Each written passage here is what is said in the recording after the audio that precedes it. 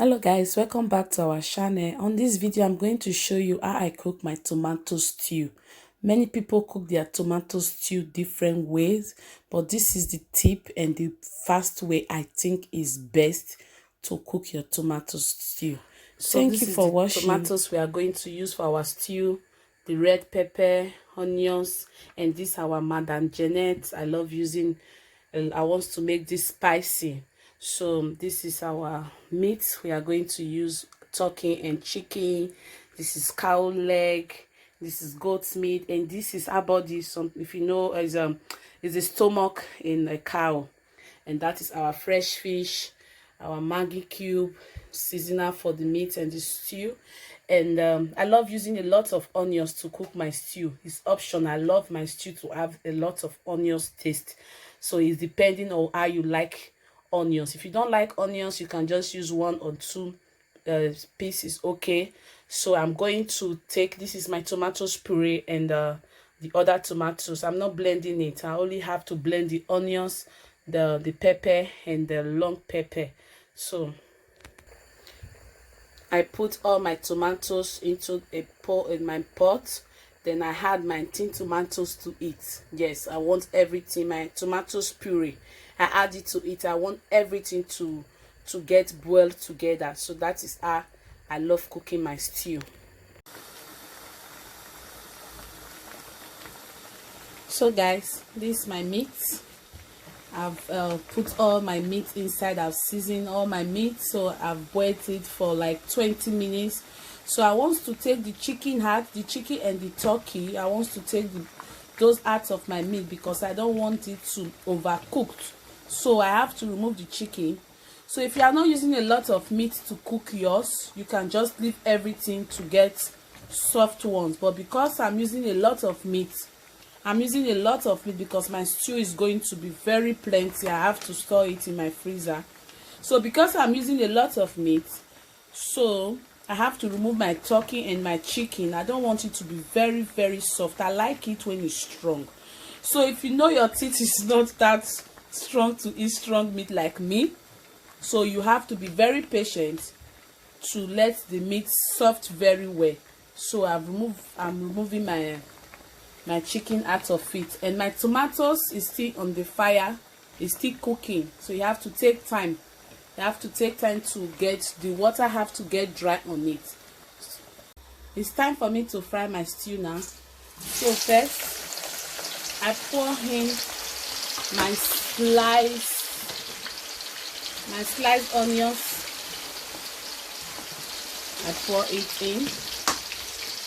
Then now I'm going to pour, you remember my the red pepper, the red pepper, my hot pepper, and my onions I blend earlier on. So I pour it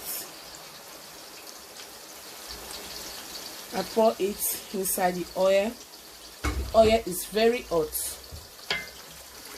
You pour it inside, steam this. So I have to wait for this to get fried for at least 10 or 15 minutes before I will pour my other tomatoes I boiled. Before I will pour that on it. So I leave this to get to steam for at least, yeah, I love a lot of oil on my stew. I love putting a lot of groundnut oil on my stew. So on the process, I'm still frying my meat.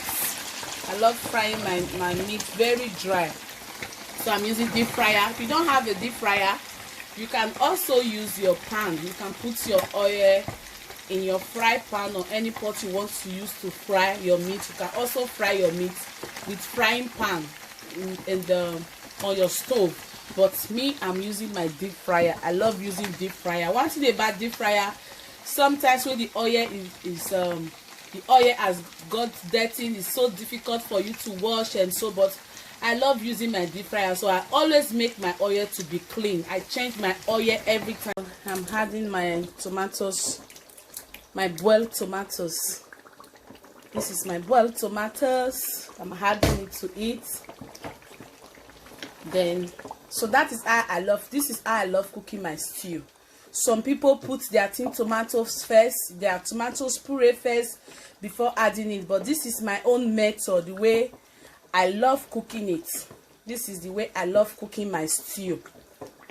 My tomato stew can go with anything you want to use it to eat. Go with yam, can go with rice. This is the way I love cooking it. So that's why I love my oil. I love to use a lot of oil cooking my stew, because at the end of the day, all the oil will be on top of the stew. I love it like that.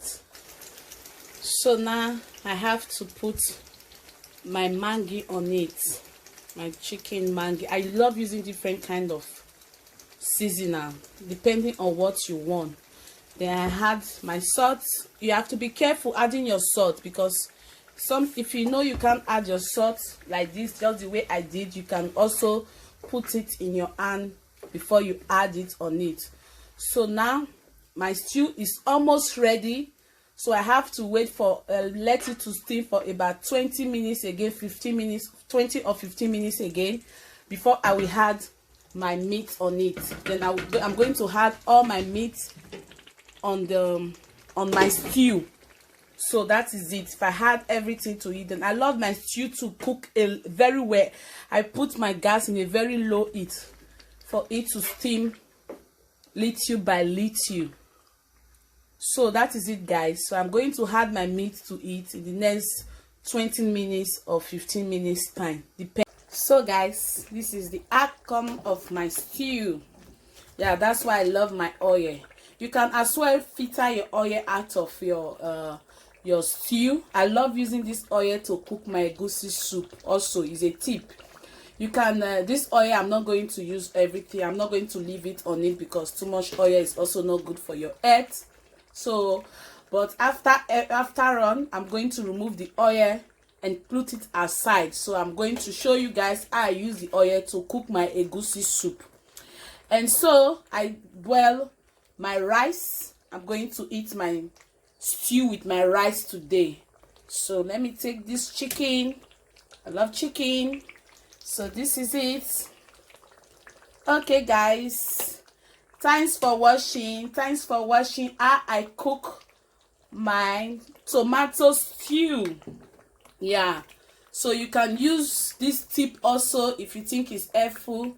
You can also use this tip to cook your tomato stew. Thank you guys for watching. Do not forget to subscribe, like, and on the notification bell in case anytime I upload new video, you'll be the first to watch. Thank you. Bye bye.